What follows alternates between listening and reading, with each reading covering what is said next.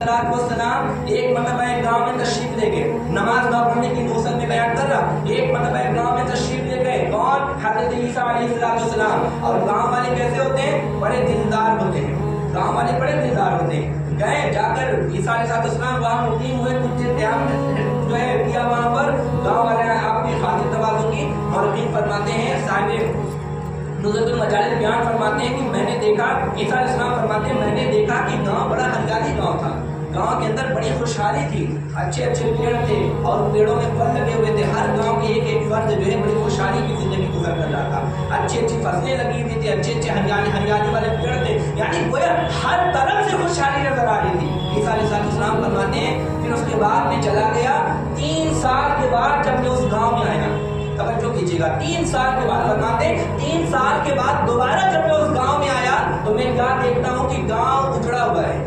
क्या है? गांव उजड़ा हुआ है। जितने पेड़ सब्ज थे वो सारे के सारे सूख गए। जितने फल वाले पेड़ थे उनके तमाम फल खराब हो गए। जितनी फसलें लगी थी सारी फसलें बर्बाद हो गई।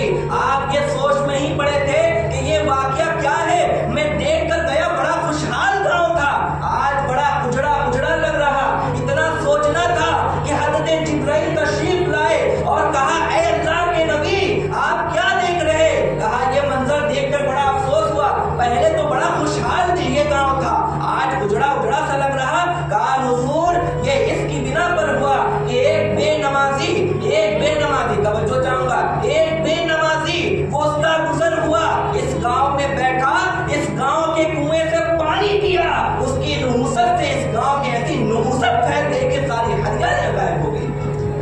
अब बताइए, एक बेनमाजी अगर गांव में रुककर कुएं से पानी पी ले तो उस गांव की हरियालियां उजड़ जाती हैं। हर तरफ जो है सूखे सूखे पेड़ नजर आते हैं। अब बताइए, हम और आप घर में बैठकर न जाने कितने अपराध नमाज नहीं पढ़ते, घर में बैठे कितने अपराध नमाज नहीं पढ़ते, लेकिन एक बात